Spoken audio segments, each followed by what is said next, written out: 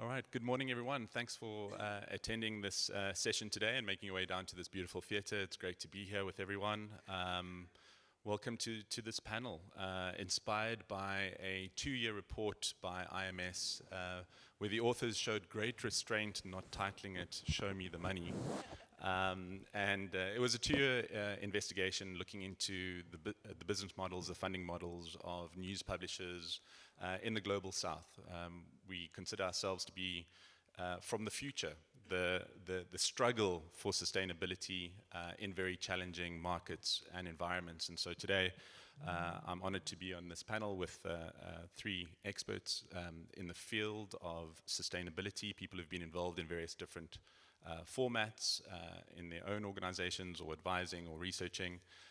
And so we're not going to dive too much into the backgrounds. You can read their bios up on the slide. You can stalk them on LinkedIn or, in Ross's case, the dark web. Anyway, safe to say they will have lots of insights and experiences to share with us today.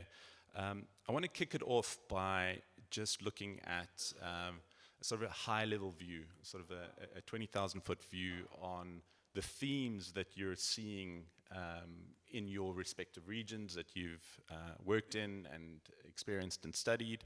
And then we'll dive into some more sort of practical solutions. We want to leave you guys here with ideas and suggestions of things that you might be inspired by, to take back and to work on, not to leave you despondent, but with things that might be actionable at the end of this. So Ross, maybe we can start with you. What are some of the big themes you're seeing emerging around the world or in your areas?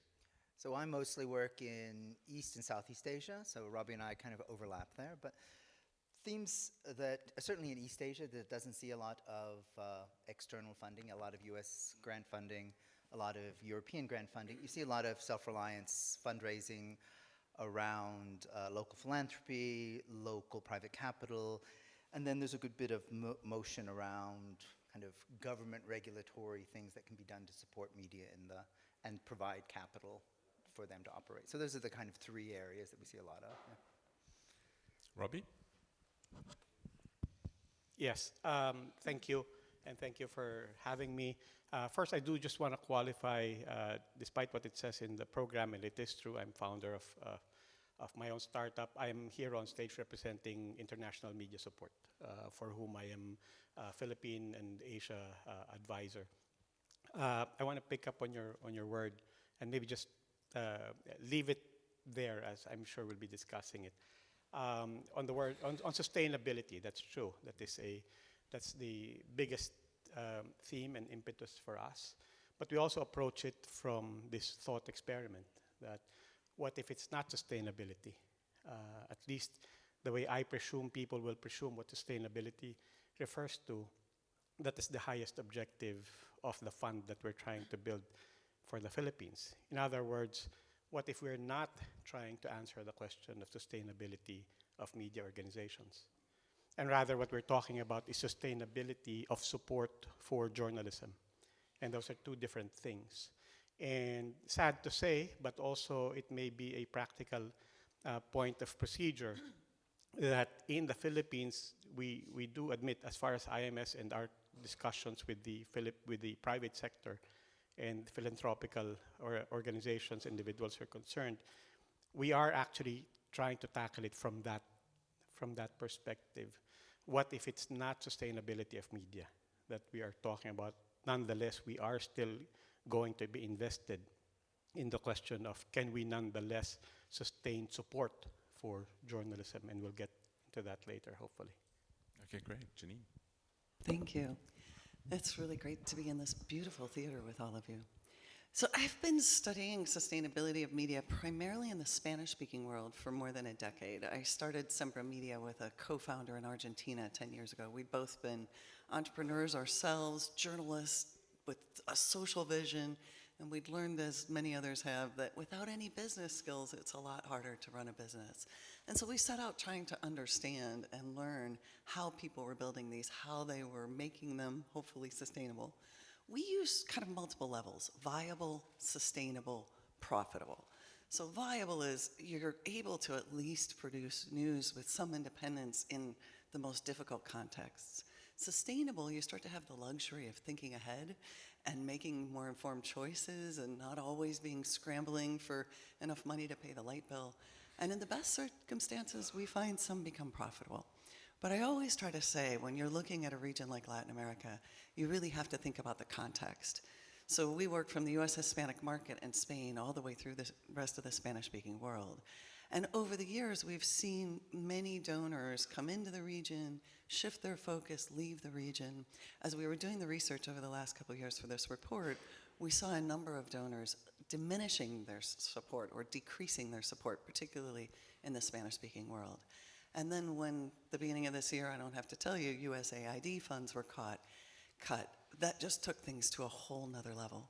So we started seeing people who are already under the strain, there already wasn't enough money, but to take an estimated $250 million globally out of the media support world had a great impact. And it particularly had impact, and I'll just leave with this, in the most vulnerable countries. So I can't stress enough, the places that got hurt the worst are the ones that had the least to lose, the ones that were in the most difficult circumstances where even being viable is an incredible accomplishment. Cuba, Venezuela, Nicaragua, and other parts of the world, the similar kinds of countries, are the ones that have been the hardest hit. So I'll just kind of open with, 10 years ago I started with great optimism. This year I bring much concern. Yeah, thank you, Janine. It's an important point, I think, the areas in which we operate, where we've done work. I was part of the new sustainability research report with FT Strategies and INMA. And in that, we try to measure the sustainability index score of each of the countries that we're participating in the report, to try and get a sense of how much does the market context in which we operate influence the ability to be sustainable. We looked at archetypes, whether you were an international, regional, or local player, but also specifically looking at the market context. And we ended up measuring, I think, 13 different factors that we could find metrics for across all of these countries, and then ranked the countries according to that, created a composite index score, and no prizes for guessing that Norway was right at the top. And the 3 African countries who participated were right at the bottom. South Africa scored 10 out of 100, and Norway was 78, right? Which shows that it's 8 times harder to do what we do in South Africa than it is in Norway. Or another way of looking at it is you get 1/8 of the return for the same amount of effort. And then influences the kind of business model, the kinds of revenue streams that you can then participate in as well, because the willingness to pay of someone in Norway versus someone in northern Uganda is going to be very, very different, right? So market context, I think, is the thing that I want to bring to the table today, and especially in the markets that we operate in. I want to look at some of the short-term measures that you guys think are worth exploring, or that you've seen has a measure of success in your world. Janine, is there something that stands out for you on the short-term basis? Well, I've seen a lot of people scrambling in the last couple of months. How do you make up 20% of your revenue, 30% of your revenue, 70% of your revenue in some of the cases that people lost funding? And there are not very many good shortcut options. I think usually if you want money quickly, you're going to private donors, you're doing crowdfunding campaigns, you're asking your audience. I recently saw a really interesting experiment happening in South America. There are a group of media working together in Venezuela, some others in Colombia and other countries, to do a joint crowdfunding campaign to all raise funds together. I think there are some creative efforts, but when you're trying to raise money in a very short term, there really are not a lot of options. And I think going back to donors and saying, hey, you helped us before, now we need more help, sometimes can get new funds released, but I will say the short-term needs are the hardest ones to fill. And having funds cut off quickly is really one of the things that's been most devastating about this. Yeah, and the knock-on effect on that is that if the short-term is under so much pressure, it's really hard to still think and act long-term, right, as well. Robbie, is there anything that you can give us some hope cope with? For Yes, and everything I said earlier comes from a very, very specific context in the Philippines. It's not even in the context of the Philippines in general. Janine mentioned viability, sustainability, profitability.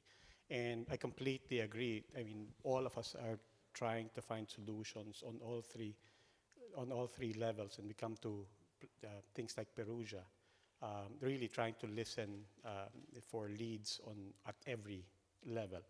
But in our case, because we come from a small program and we're trying to start something small, hopefully significant, we have to choose our lane, right? And like I said, it is in sustainability of support for journalism that we think, hopefully other people are trying to find those solutions. You mentioned influencers.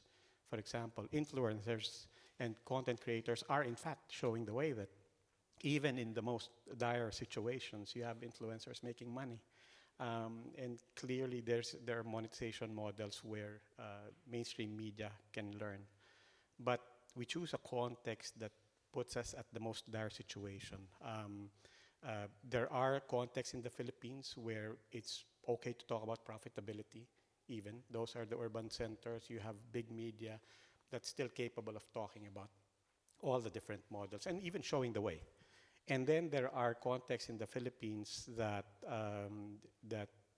we feel you have to talk in the context that we are trying to proceed from. I think people have a general idea what the Philippines is. Some people in the audience may have heard of Mindanao. The context we're trying to do this for is not even Mindanao. It is a very small, very young, in fact, the newest region in the Philippines, the Bangsamoro Autonomous Region in Muslim Mindanao at the very, very southern tip of the Philippines. And in your scale that you mentioned, they would rank at the very bottom in terms of viability and what you can look for. And if you take it from that context, we can't look for models for profitability and viability. You have to proceed not just on the assumption, but what we've seen, that there is no media viable here. There is no market. There is no audience to be monetized. That's probably taking it too far. There must be something, like I said.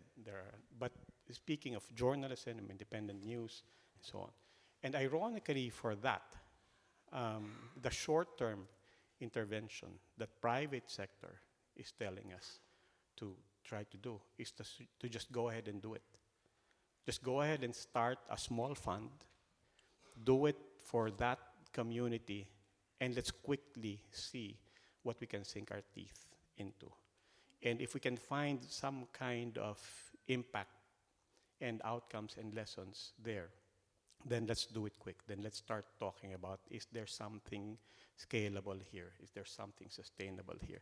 And that's one of the ironic and yet refreshing insights that we've gotten from the private sector. We thought that the private sector would want to talk about this just purely in the long term, in terms of talking about frameworks and how do we get them to the table. And they were there to discuss that.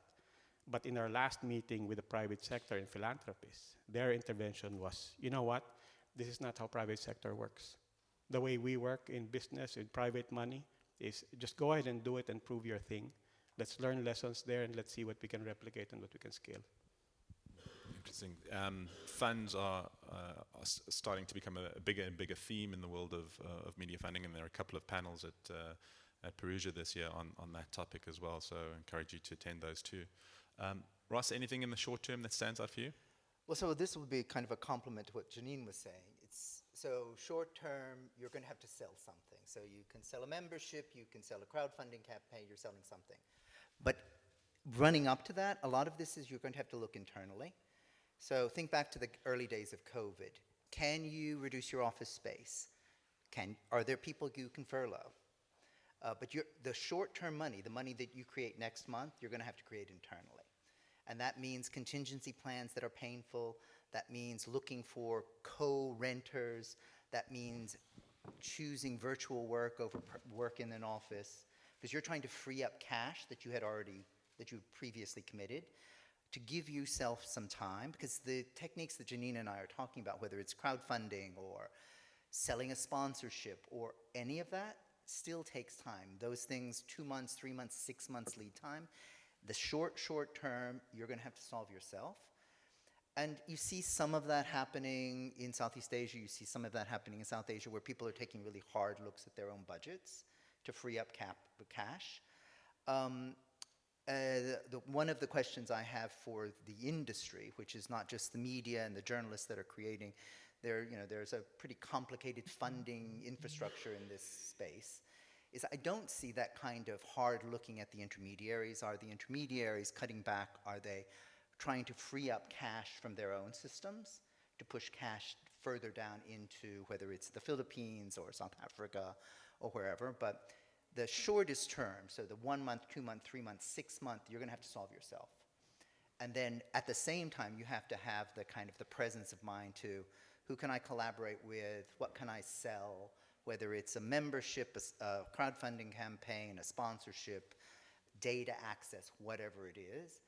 And a lot of small, journalistically driven media have very high bars for what they will and won't do. Those bars you're going to have to question. It doesn't mean you have to overturn them, but you're going to have to start examining them. So. Yeah, I'd like to add 2 examples that I think might be relevant here. So the first one is Danek in Slovakia had their most successful ever campaign, which they ran last year. They found that growth in subscriptions had sort of stagnated. They were operating under a new Nazi government. That was not my words, that's Thomas's words. But the idea was, how could they spark growth by using their existing base to refer new subscribers, and then coming up with a series of public commitments to open up their archives, to make free subscriptions available to first-time voters. And they came up with a plan that was going to be used as an incentive to spark the referral campaign, which I thought was brilliant, and ended up bringing them in, I think, 15,000 new subscribers in 2 weeks, which was like what they would normally get over the course of a couple of years. So I thought that was a really good example worth looking at and studying. Obviously, having 60,000 subscribers to start with is a great starting point, but just the creativity around the campaign, the option to offer voluntary purchase price on the subscription, all of these things were great examples. Right? So one of the things, great creativity on their part. As somebody who I come from the business side of media. I haven't been a journalist since the 80s or the early 90s. So I've purely been on the business side of media, but you often see media who think, okay, we're going to have a sponsorship campaign or a membership campaign, and they go about doing the mechanics.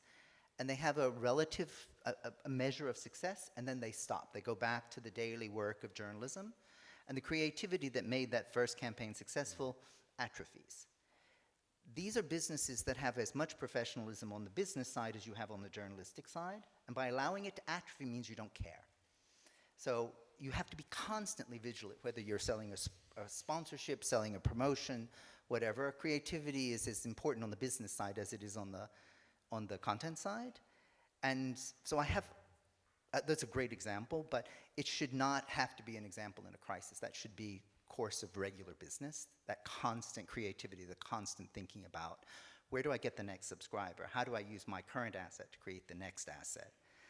Because with that you never get to the level that Janine's talking about, from viable to sustainable to profitable. I know our chief growth officer is in the room today, and she's probably nodding her head at the amount of work that it takes to continuously, every day, come up with a new way of trying to convince people to get over the line. Also enrolled recently in behavioral science nudging programs to work on that copywriting, and it really is a skill that requires massive amounts of time and effort and development. Something which we also put to good use, the other example that I want to bring to the table is this time last year, just ahead of Perugia, we wanted to take the message of the crisis of journalism outside of these walls. I mean, as great as Perugia is, and this experience is amazing, one of the challenges that I find with it is that we're speaking to ourselves a lot of the time. We know the crisis in journalism up and down, left to right, inside out, but a lot of people, the public, even some of our most loyal readers and people who support us, aren't aware of the depth of the crisis. And so we took the decision to shut down for a day. to elevate the crisis in journalism beyond just the media fraternity as well, and to get that message out there that this could be, a reality, right, for the industry, and we're okay. And it was incredible the amount of work that it took to not do any work. But it was and we had critiques from our colleagues calling it a stunt, but we really wanted to elevate the message of the crisis, and that got us a whole bunch of new supporters. And I think there's also a long tail effect as well. So short-term benefit as well as long-term, and the creative side of it. I just want to give you a compliment that, Daily Maverick is often held up as one of the examples of success in membership. And to hear you talk about how difficult it is, I think everybody who's thinking about membership in the room should study your model and others and not assume that this is the easy way to get funds. It's one of the more, I think, independent ways when you have lots of small donors. They can't control you the way big donors or big sponsors can. But every one of those takes effort, and getting them to renew and getting them to stay. So I give you kudos for taking a day off. I think it was a brilliant stunt. And I think you're right. We need that kind of creativity every day, not just when we're in crisis. Moving on to some of the more medium-term and long-term solutions. Robbie, what are your thoughts on where do we go as an industry in finding that money? Let me go straight to the question of, where's the money? And I think that's why people showed up. First is, we don't know. Thank you very much. No, but actually we do know. I do have some good news, at least from our context. Much of the consultations that we've been doing, that I'll be sharing here, right? So it's a given that, of course, we talk to journalists and media groups and the audiences. But the key sector that we are really targeting and consulting on this is the private sector, and the potential philanthropical community in the Philippines, such as it is. And their message to us when we consult them on this concept for a public journalism fund is, well, the good news is there is money. There's a lot of money. One of the dilemmas for the Philippines is long before Trump, and long before the USAID funding freeze, the Philippines, just by sheer momentum of population and the growth of the economy, was bound to become an upper middle income country. Despite everything that you may understand about it, we are an upper middle income country, and that became true this year. And so we had seen that, and the philanthropists had seen that a decade ago, that it's going to be inevitable. So even optically, we knew that it was going to get harder and harder for the Philippines to make its case to development agencies and international organizations. And so by the time the USAID funding freeze happened, and we called for a roundtable of media groups and private sector, nobody even bothered to talk about the United States. Because we knew that, look, at the end of the day, we may not like it, and we may hate it, and we may hate one guy's guts. But at the end of the day, it is true. That is their money. And in the meantime, what does that say of us, of all these decades? USAID is gone, and all of a sudden, we're all dead. I mean, what does that say of not just of the Philippines, but of our private sector and the people who hold the money? So the first thing they told us is, yeah, we do have the money. The question is, how do you unlock it for this particular cause? And they bring up, first of all, the key things for us that we want to hear is sustainability, not necessarily sustainability in your operations. The second thing is we want to debunk two myths. The first myth being that the private sector would be afraid to get involved in something like a public journalism fund or any kind of independent journalism because we're afraid of capture. And they said, guess what? That's not true. The first money that supported the Philippine Center for Investigative Journalism were out of private pockets. You can go to any media organization, any media advocacy group in the Philippines, and most likely everything started up with private sector help, with friends from the private sector. So the question for them is, how different is it going to be this time around? And then the second thing that they said is that stop selling us on the mission. You don't need to remind us of the value of an independent media and the value of press freedom. At the end of the day, that is not what is keeping us from this conversation.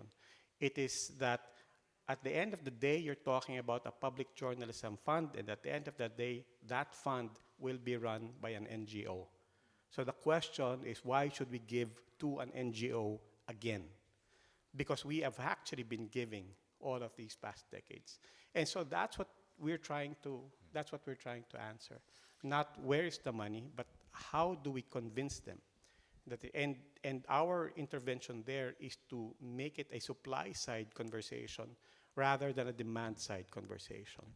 In our latest consultation, I mean, I just have to be honest about this. We've done the consultations with journalists, with private sector in the same room, but the latest consultation was purely just private sector. There was no journalist in the room because we asked them, how should we speak your language? And what is it that you want to hear from us in what way that will keep you in this conversation and that will allow you to actually co-convene this conversation with your people? And we think that is what's going to make this different for us. Yeah, and in a way we have to show them that good journalism is ultimately, in the long term, good for business. What's in it for them at the end of the day. Yeah, but let me just qualify that. No, that is not what they were saying. Like I said, they were saying you don't need to tell us why it's important. They knew. They're invested in business papers, for example. They understand why good journalism is important to society and to their businesses. They need reliable information. That's what they were saying. You don't need to keep selling us and remind us. Of course we know. What they were saying was, convince me of your governance. Convince me that you know how to think about money and you know how to manage money. And it might not be sustainability of the media operation per se, but sustainability of this fund, that this will be properly governed, that there are mechanisms there that the private sector money can at least feel reassured that you're handling the money. The mission, you don't need to sell us on. Ross? Well, so back to kind of the midterm, and I think Robbie's is a great example of a midterm, but a midterm solution, but a lot of this is the intermediary. So coming up with building intermediaries, whether they're philanthropic intermediaries. How many of us have had crowdfunding campaigns that have launched and we spent hours and hours working to figure out which crowdfunding platform to use, which financial? There are very little intermediaries that we as an industry can go to, whether they're financing, philanthropic, crowdfunding, advertising, what have you. To build those intermediaries, one means that the funding intermediaries have to put a little pressure on the media creators, the media institutions to participate in the intermediaries. Most funding intermediaries, in my experience in this industry, it's not like the private capital industry. If I invest in an advertising platform and I have 3 portfolio companies who all take advertising, you can be sure they're all using that platform. In this industry, that doesn't happen. It's much more hands-off. And I think that's going to have to change. We have, as an industry, as a public-spirited, public interest media industry, we have the scale to create big platforms. We just don't do it. And that's a midterm. It's kind of, Robbie is creating kind of and as I hear Robbie talk, it's really not a question of the rationale for journalism, it is the effectiveness of the intermediary. Will the NGO deliver? Will it just be funding itself? We have a lot of intermediaries that grow quite thick and quite rich on taking money from governments and passing it through to media on the ground. And the question is, can we as I understand Robbie speaking, can we as philanthropists in the Philippines be sure that we're not funding another institution in between my money and the ultimate goal of good journalism in Mindanao? Janine, is there something around shared services or that you're seeing that could be a medium-term solution? Thanks. Yeah, I think a lot of donors are thinking about this, but I think journalists should be thinking about this too. Do we really all need to repeat the same model over and over and over, especially when it comes to administrative things, tech things? So we're working right now with trying to figure out how can we have shared tech services so that the same tech stack can be used across lots of little sites. Instead of every little site paying their own hosting and their own web designer, could we consolidate that? And even administrative things. How many of you went to journalism school because you didn't want to take accounting? If you run a news site today, you desperately need to understand the story behind your numbers. That always gets a laugh, always. But I'll tell you, one of the things we learned in doing media acceleration programs is we do a whole assessment before we start investing money in consulting and trying to help people build stronger organizations. And we used to spend the first month just doing that assessment and then an action plan. Now, week one, we send an accountant and a leadership consultant because we've confirmed over and over those will always be welcome in all of the media we work with. Now I'm looking at, could we just have an accounting service and offload some of that so that it could be done more efficiently, more easily? But again, that's not even a midterm solution. When you start to think about that across broad regions, the legal issues in each country, in the US, the legal issues in each state vary. So sometimes it's easy to say, oh, we can just have this shared solution, and then you start getting into the details, and this isn't such a short-term solution. It's really more of a long-term one. I will add one more thing, because I tend to look at how media entrepreneurs can build stronger businesses themselves. But I want to give a shout out to GFMD, the Global Forum for Media Development, that did some excellent recommendations in the last couple months for funders. And one of the short-term, mid-term recommendations was, if you've given money with specific restrictions, could you at least consider easing those restrictions and being a little more flexible during this difficult time? And I just want to suggest to some of the funders out there, I think this is a time to be more flexible and more creative and give people a little more leeway in covering the bills that help keep them viable while they're trying to build sustainability.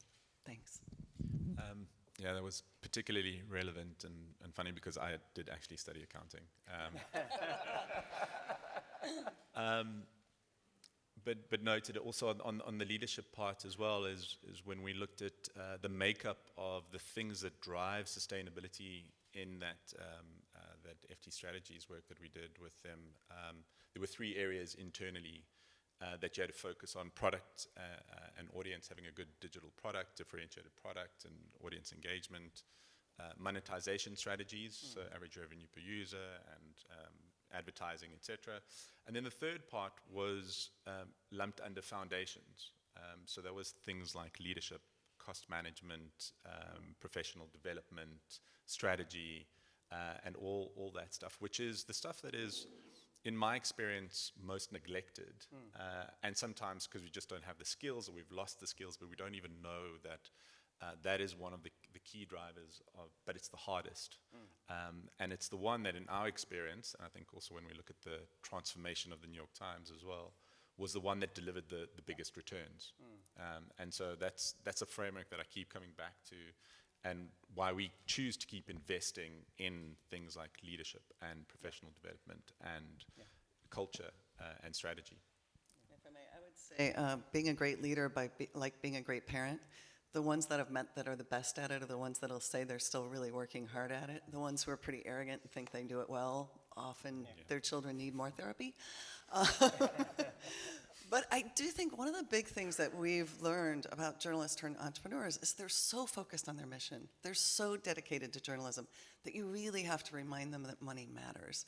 And I've had some almost comical conversations with people who work with entrepreneurs. We're like, well, we have to teach them they have to have a product and a mission and an audience, and it's not just about money. And the journalists that we work with, often the first thing we have to teach them is, yes, your mission's important, but if you ignore all the other elements of your business, you can't fulfill it. And that seems obvious to this room, but don't underestimate it. An awful lot of it is kind of flipping that chip to say there are ways to bring in revenue that don't compromise your editorial integrity.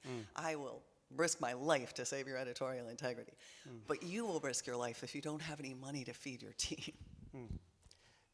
I've been on all sides of media development, in the sense that I've been a partner, I've been a grantee. I now work with an organization that's providing grants. And one of the things that media development organizations always like to talk about, legitimately of course, is capacity building. But one thing that we're doing, for example, with IMS in the Philippines, is to look at capacity building, just as an example, in financial management.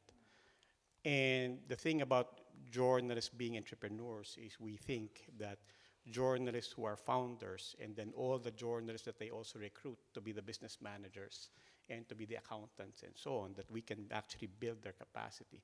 In the Philippines, one simple intervention that we're trying to experiment with is just forget that and let's just buy capacity or have somebody to donate that capacity or to contribute that capacity. So I have a startup, and the guys who first invested in me, in our startup, set it up, everything, the business papers, the business models, the financial models, and so on. At the end of the day, they gave me, a piece of paper that was about, 20 pages long, and they said the next time somebody asks you what your plan is, just give them this, and if they understand business, they will find all the things they need to know there. And that's as far as my capacity building for my startup was. And from that, IMS realized, why don't we just talk to your guys and then have them provide that kind of capacity? They've been my fractional CFO from the very start. And so we're having that conversation with them. Can they just provide the same service, CFO service, essentially for everyone? And that's for all the partners of IMS in the Philippines. And that frees up everybody for journalists to just be journalists. But just another quick question, another quick story on the other side of it. I'm talking to a friend who set up a business, basically an agency for content creators. And I asked him, what's the sustainability in that model when eventually every content creator will realize they don't need you, right? They can be their own agency, they can build directly with the clients, and they can take in all the money. And he said, it's true. So I have no pretensions anymore that I'm providing shared services in production. I have no pretensions anymore that I am providing any shared service in storytelling because they know this better than me. But there is one sticky point why they stay with my agency. And I said, what is that? Tax filings. Nobody wants to pay taxes. And that's the one remaining service for his agency that allows him to still call himself an umbrella for dozens of content creators. I want to leave some time for questions from the audience, so if we can get some hands up and maybe get a roving mic. While we wait for that quickly, guys, a wild or long-term solution that you guys have been thinking about, what's out there? Ross? So again, my background is mostly on the business side, the finance side, the investing side. This is an industry that feels very similar to the old development industry in the days after World War II. It feels very similar to the climate change industry. Both industries have banks or quasi-banks. The media space needs a development bank. It needs a large international development bank who can work on policy, it can work on interacting with governments, it can be the lender of last resort, so you don't have. And what I think we've learned in the last 2 months is, oddly, USAID was the lender of last resort. And by stepping out or by being removed, it created a crisis. That can't happen again.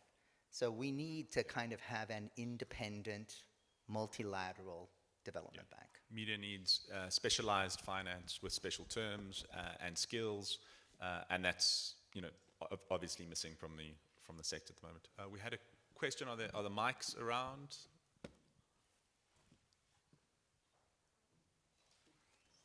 Thanks, and there were a couple of hands up, so if we could just keep it to questions and not comments.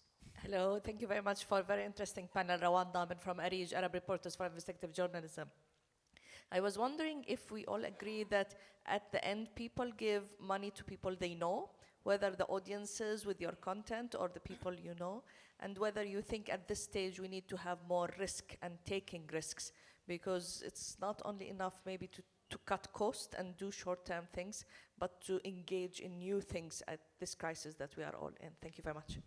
Awesome question, Rawan, and lovely to see you here.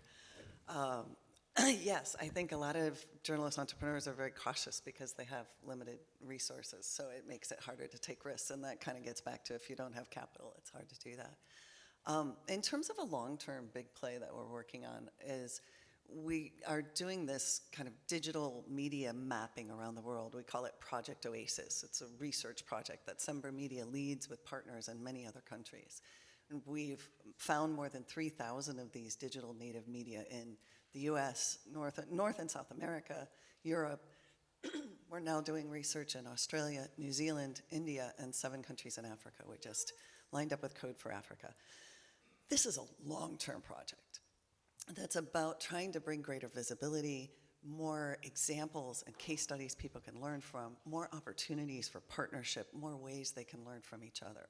It's something that we started more than 10 years ago at SembraMedia and built slowly over time a methodology that we're now bringing around the world.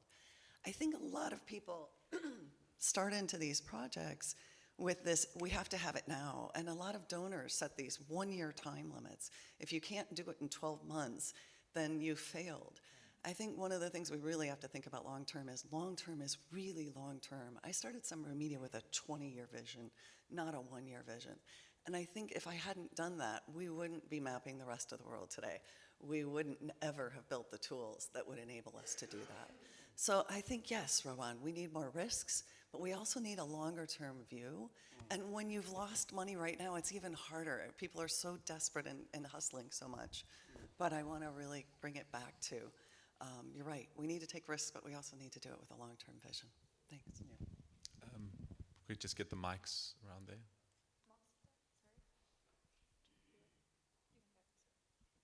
Hello, I am Jackie Manabat from the Philippines. I'm working right now with content creators, and the criticism is this is no longer journalism. So how do you tell the funders or make them, convince them to fund your project if there's that criticism that this is no longer journalism? Thank you.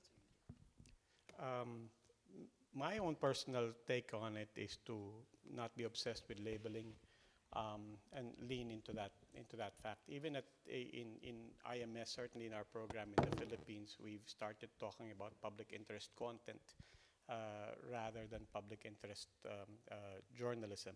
It is still, internally we know, it is still journalism at heart, but there's a certain level of marketing as well as a certain level of just acknowledging the realities today in that.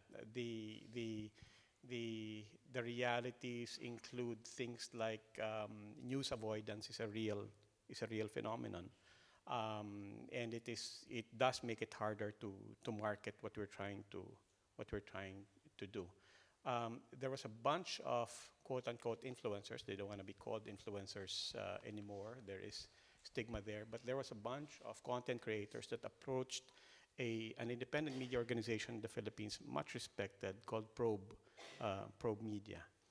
And they approached them prior to the elections in 2022, basically saying, how can we help? They wanted to help for 2 reasons. They said, one, we want to push back against disinformation. We do recognize it. Secondly, we don't like being seen as mercenaries. And just very quickly, the deal was, teach us about the new platforms, about the new forms of storytelling, but we will require you to undergo a journalism workshop with us. I'm sorry we couldn't get to all the questions. We've been given the time is up. I hope we left you with some practical examples and ideas for action and inspiration. It is a tough time out there, but there are things that are working and maybe even working in markets, in conditions that are maybe more oppressive and harder than the one that you work in. So there is inspiration out there. Look out for them, reach out to us, and good luck. Thank you.